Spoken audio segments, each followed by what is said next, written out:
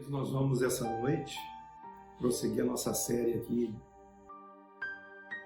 falando sobre a parábola do filho pródigo, que é uma parábola da graça de Deus. Ali nessa parábola ela não tem nomes de ninguém, mas tem personagens. Aí tem o pai, tem o filho mais moço, tem os empregados, tem os servos e tem o filho mais velho. Nós já falamos um pouco sobre o filho mais moço, um pouco sobre o filho mais velho. Falamos um pouco também sobre o pai. E hoje eu vou continuar falando sobre a figura do pai do filho pródigo. O que essa figura representa. Esse texto está em Lucas capítulo 15, versículo 11 em diante. A gente não vai ler. Vamos prosseguir aqui nesses comentários. O pai do filho pródigo é a peça central dessa parábola. Tudo está girando em torno dele. Nessa parábola, o pai do filho pródigo, ele é a figura de Deus. Por que a figura de Deus? Por causa das suas atitudes, das suas ações. E quando você olha para a ação do pai, você vê, você contempla a ação do próprio Deus. A graça de Deus foi derramada aos nossos corações, porque Deus é um Deus gracioso. Por isso nós, através desse texto, nós podemos testemunhar daquilo que o Pai é poderoso para fazer. O nosso Deus é poderoso para fazer infinitamente mais do que aquilo que nós pedimos, pensamos ou imaginamos. Você deve não receber apenas essa graça, mas você deve atrair a graça de Deus para a sua vida. E nós atraímos essa graça através da fé. Porque a fé é como um imã que atrai a graça de Deus para as nossas vidas. O que é de graça é gratuito. Nós conhecemos o que nos foi dado gratuitamente por Deus, através da fé. O Evangelho da Graça, ele é apropriado apenas por fé. Não tem como você desfrutar da graça de Deus se você não crê. O livro de Hebreus diz que sem fé é impossível agradar a Deus. E aqueles que se aproximam dele, é necessário que creiam. Por isso que você só desfruta dessa graça, desse favor, quando você crê. Você entra no reino de Deus pela sua fé. Quando você lê ali o capítulo 15 de Lucas, no versículo 20, você vê as ações do pai em relação ao filho. Quando o filho mais moço estava retornando, o texto diz que o pai o avistou de longe. E quando ele viu, ele se compadeceu. É assim que Deus faz conosco. Ele nos vê. A Bíblia diz que os olhos do Senhor estão sobre os fiéis da terra. Os olhos do Senhor, o olhar do Senhor está em todo lugar. O Pai o avistou. O Pai se compadeceu de mim e de você. Ele se compadece dos seus filhos. E diz mais, que o Pai correu ao seu encontro. Embora o filho estivesse retornando, o pai correu. Veja as ações. E ele correu para ele e o abraçou. O beijou. Aí o filho confessa aquilo que você já sabe. Pai, eu pequei contra o céu, pequei contra ti. Não sou digno de ser chamado teu filho, mas faz-me como um dos teus empregados. E qual foi a atitude? Deus não nos quer como seus servos. Deus nos trata como filhos. Ele disse, tragam roupa nova, ponham anel no dedo, ponham sandálias nos pés, mate um novilho cevado.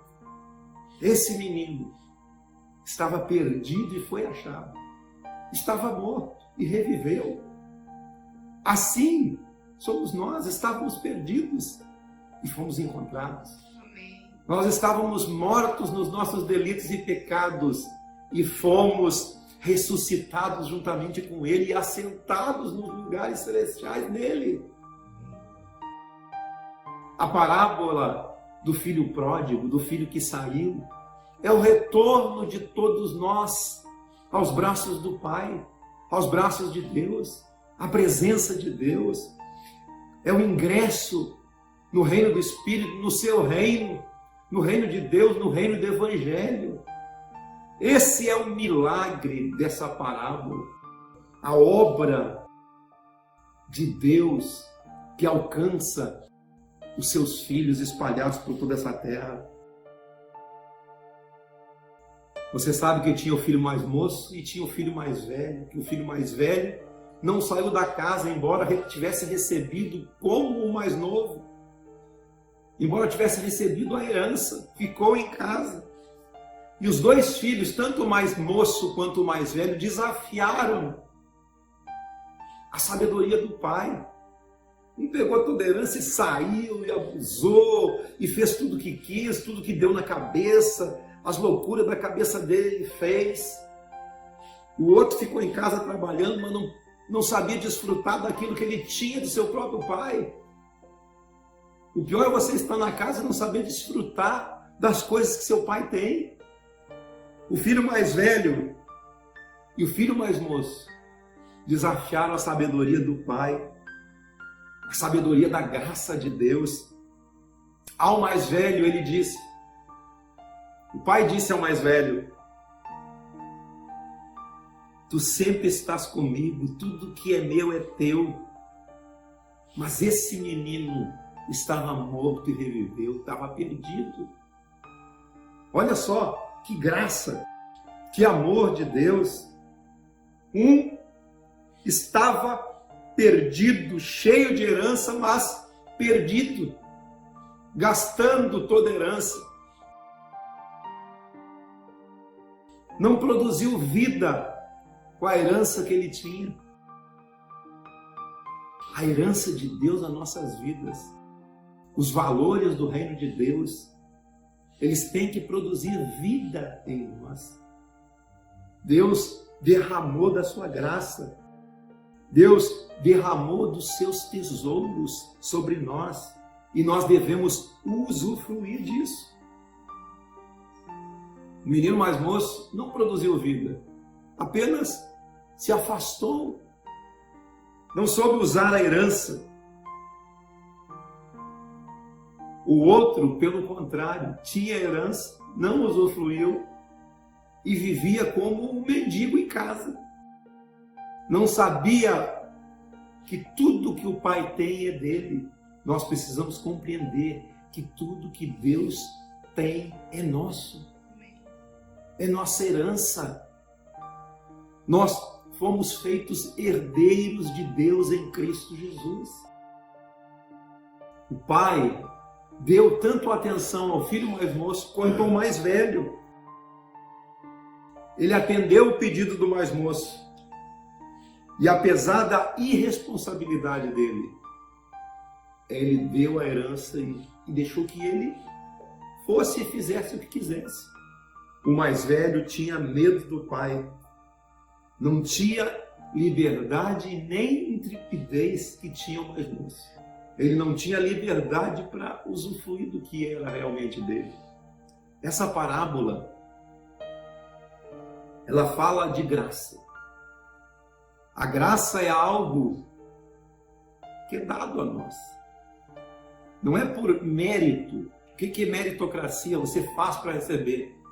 Quando você trabalha, o salário é dívida para quem te contratou. Quem te contratou tem que te pagar, porque você trabalhou. Mas no reino de Deus não é assim. No reino de Deus nós recebemos por graça. Graça é favor imerecido. Na lei, você tem que cumprir as regras para que você alcance algo, mas na graça de Deus você tem que apenas receber, crendo, e você usufrui de tudo que Deus tem para te dar. Tudo aquilo que em Cristo foi conquistado na cruz do Calvário. Na lei, é merecer ou não merecer. Se você obedece na lei, você é abençoado. Se você não obedece, você é amaldiçoado. Aí você vê lá em Deuteronômio, como eu já tinha dito, né? Se você fizer, vai acontecer isso. Se você não fizer, vai acontecer aquilo. Quando o filho mais moço retornou, o pai imediatamente deu ordem aos seus servos: trazei a melhor roupa. O que as roupas falam para nós? Boa aparência, boa impressão. Deus nos veste com vestes de justiça. Ele nos justificou por intermédio de Cristo. Cristo é justo e justificador. Nele nós somos justificados. A palavra justiça, justificar, é de ajuste. É de você ter a aparência. Então, trazer vestes novas é você colocar a roupa do reino de Deus. As vestes de justiça falam de um espírito novo. Fala de um espírito renovado que nos foi dado. A nós foi dado de vestir linho fino, que são vestes de justiça. Quando você olha lá no Gênesis, quando o homem pecou e ele viu que estava nu, o que eles fizeram? Eles fizeram roupas de folha de figueira, que são a justificação por aquilo que eles podem fazer para cobrir a nudez. E nada que você faça pode cobrir a nossa nudez. A única coisa que nos cobre a nudez do pecado são as vestes de justiça que o Senhor nos veste quando nós retornamos à casa do Pai. A roupa de uma pessoa é a identificação dela. Você identifica a pessoa pela sua roupa, pelo modo de vestir. E quando o pai do filho pródigo veste com uma veste nova, ele está restaurando a sua identidade. A nossa identidade é a identidade de filho de Deus. Recebemos vestes de justiça. Significa identidade. O Pai não se relaciona conosco com base no nosso comportamento, mas sim com base na nossa identificação com Ele. A lei se relaciona conosco com base no nosso comportamento. Você faz, você tem. Você não faz, você não tem. Você cumpre as regras, você é abençoado. Você não cumpre as regras, você não é abençoado. Deus não se relaciona conosco no nosso comportamento, mas sim na nossa identidade. O nosso relacionamento tem que ser um relacionamento de pai e filho, filho e pai. E aí é diferente. A lei se relaciona pelo comportamento, pelo que eu faço. A graça se relaciona conosco através da identidade, pois somos filhos de Deus. E se somos filhos, somos herdeiros e co-herdeiros em Cristo, de tudo aquilo que o reino de Deus tem, de todos os tesouros do reino de Deus. Então, o nosso comportamento deve se adequar a quem de fato nós somos, a nossa identidade. Então, eu me comporto de acordo com a identidade que eu tenho. Se você é identificado com Cristo, Comporte-se como alguém que é a cópia de Cristo. Alguém que recebeu a sua glória, a esperança da glória, a esperança daquilo que ele é, da sua própria identidade.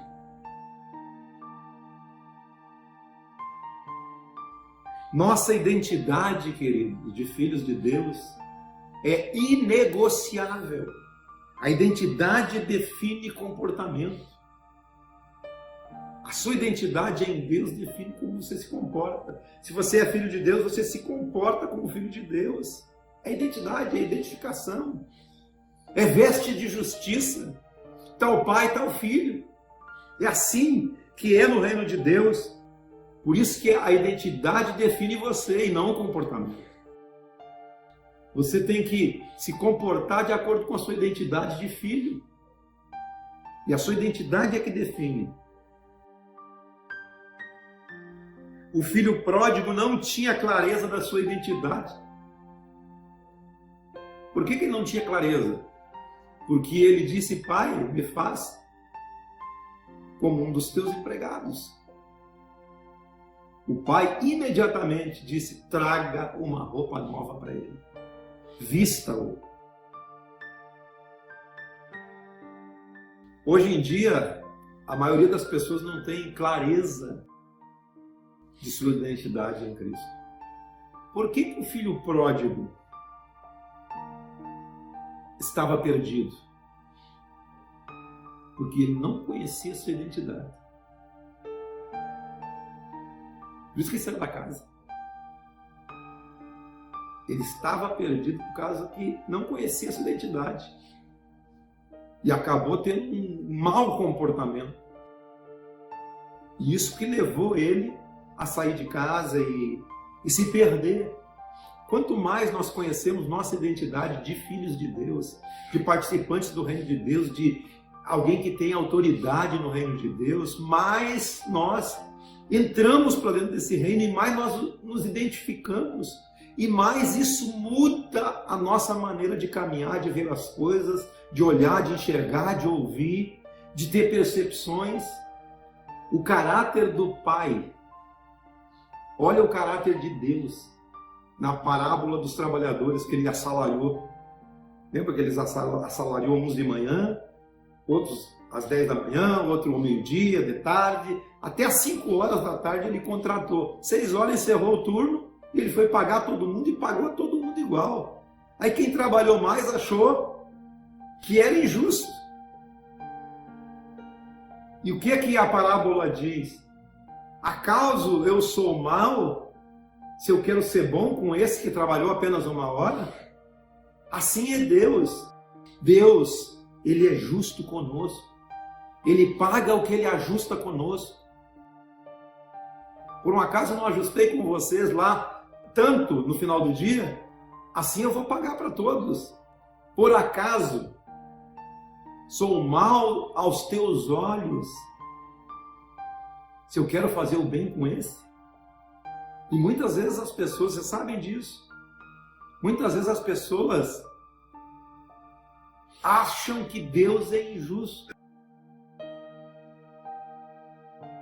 porque abençoa uma pessoa mais que a gente. É só o homem que mede essas coisas. Deus não mede isso. Deus derrama sobre nós o que é justo. E Deus não faz acepção de pessoas. Deus jamais vai pedir desculpa para nós por abençoar quem nós achamos que eles não merecem. Vocês conhecem alguém que acha que fulano de tal não merece tal bênção? Pior que os homens fazem esse tipo de julgamento. Ah, se deu bem, aquele cara, aquela fulana. É o nosso olhar fora do Evangelho. Esse tipo de olhar é um olhar fora do Evangelho. Porque o Evangelho, nós precisamos olhar com o olho de Cristo, com a mente de Cristo, com os ouvidos de Cristo, devemos ouvir. Não é por méritos, mas por graça. por adoção de filhos. Você é filho de Deus. E se é filho, é herdeiro. Defina a sua identidade e o seu comportamento será definido por sua identidade. O filho pródigo era filho por identidade, mas virou servo por opção. A lei gera servos, mas a graça gera filhos. Você quer ser servo ou quer ser filho? Quando você está inserido na família, não importa o potencial que você tem para ser servo, você sempre será filho. Você pode ser servo, mas você sempre será filho. Você fazendo algo ou não fazendo nada, estando inserido na família, você é herdeiro. E nós não fizemos nada para ser herdeiro. Meus filhos naturais não fizeram nada para serem herdeiros. Apenas nasceram na família. Você é herdeiro de Deus? Amém. Você nasceu na família de Deus? Então você é herdeiro. Não se torne servo, seja filho. Ninguém cuida dos filhos. Vou repetir. Ninguém cuida dos filhos por causa dos méritos deles. Se merecem ou não. Apenas porque são filhos. Não é verdade? Pai cuida de filho. Merecendo ou não, o pai vai cuidar, a mãe vai cuidar. Porque são filhos. Assim é o Pai. Assim é Deus. Você não recebe a Deus porque merece, você recebe na condição de filho.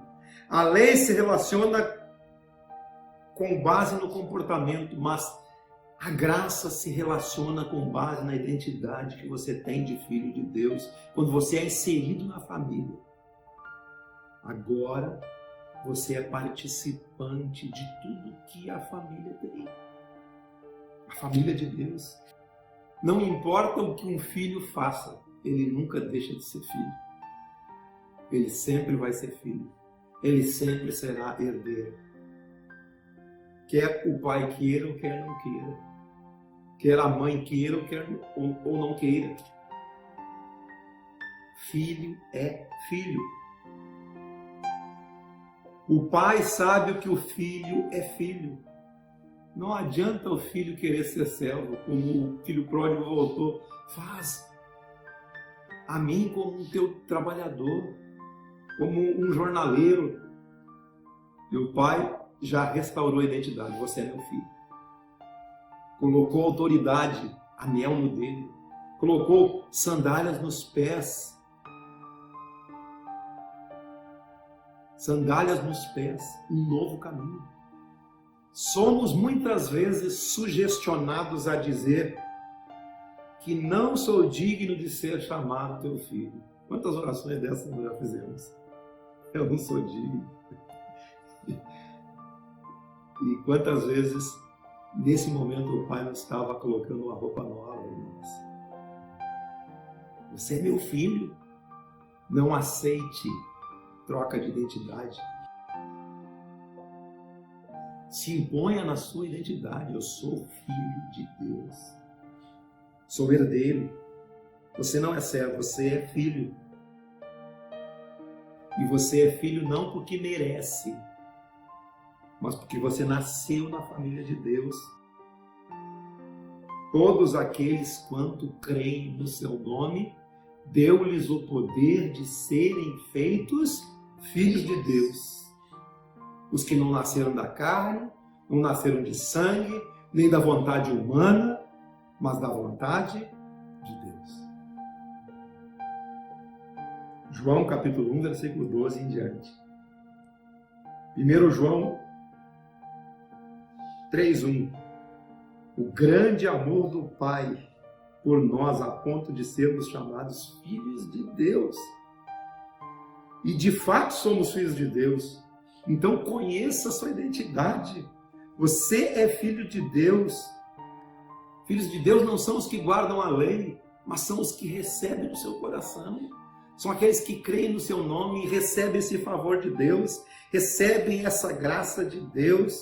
recebem esse amor de Deus quando você crê na obra da cruz, quando você olha para a cruz e crê que Jesus é o teu Salvador. A tua identidade é restaurada. Você recebe um anel no seu dedo, autoridade.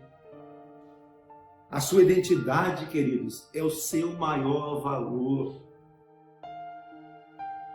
O anel é a autoridade. E quem olha para você vê a sua autoridade. Esta aliança foi feita na cruz. E o Pai colocou em você sandálias novas para você caminhar um novo caminho. O mais difícil é caminhar nesse caminho. As pessoas querem fórmulas prontas, querem mantras, querem coisas que satisfaçam o seu imediatismo. Mas caminhar num caminho, no caminho do discípulo de Cristo, daquele que aceita a disciplina do Mestre, não é para todos. É para quem quer caminhar. Eu ainda quero falar com vocês do desenvolvimento da salvação. Quando você crê, você é salvo. Mas você precisa desenvolver a sua salvação. A sua salvação é desenvolvida no caminho. Jesus Cristo disse: eu sou o caminho, sou a verdade, sou a vida. E ninguém vem ao Pai a não ser por mim, caminhando comigo, caminhando nesse processo. Conhecendo sua identidade, conhecendo a sua autoridade, fazendo o caminho nas pisadas de Cristo. Uma nova caminhada, um novo tempo para que você experimente novos caminhos com essa nova identidade. Quando você entende isso, quem você é em Deus, em Cristo, e você tem a convicção de sua identidade, ninguém te segura mais. Você é uma nova criatura em Cristo. E as coisas velhas se passaram. E tudo se fez novo. É uma mente transformada. É um processo de mudança de mente. Transformai-vos pela renovação da vossa mente, para que você experimente a boa, agradável e a perfeita vontade de Deus. Sua nova identidade vai definir seu comportamento. Transforme-se pela renovação da sua mente. Receba a mente do Espírito, a mente de Cristo. As percepções de Cristo, as percepções do Espírito. Ele matou um novilho cevado. Deus entregou um sacrifício na cruz, porque nós estávamos mortos. Esse novilho que foi morto, para comemorar a volta do filho pródigo, faz uma alusão ao sacrifício de Cristo na cruz, para comemorar o nosso retorno, para que nós retornássemos e houvesse festa da nossa identidade restaurada, da nossa salvação. Nós estávamos mortos e revivemos, estávamos perdidos e fomos achados. Nós não estávamos perdidos por causa do nosso comportamento, mas sim por causa da nossa identidade que estava perdida. Nós estávamos mortos nos delitos e pecados, como diz Efésios 2. Mas Ele mudou a nossa sorte. Quando o Senhor restaurou a nossa sorte, nós estávamos como quem sonha. Mas quando Ele nos restaurou a identidade, a nossa boca encheu-se de risos. Ele não nos restaurou por causa do que fizemos, por causa das nossas performances, por causa daquilo que sabemos fazer. Mas Ele sabia quem Ele era. Ele era seu filho. É por isso que Ele nos resgata. Apesar de um comportamento mau, muitos estão perdidos e precisam ser achados. Muitos perderam sua identidade e precisam ter a sua identidade restaurada. Quem você é faz com que você mude seu comportamento. Descubra quem você é, saiba quem você é. Saiba que você é filho de Deus. E isso mudará toda a sua história e toda a sua sorte, em nome de Jesus. Amém?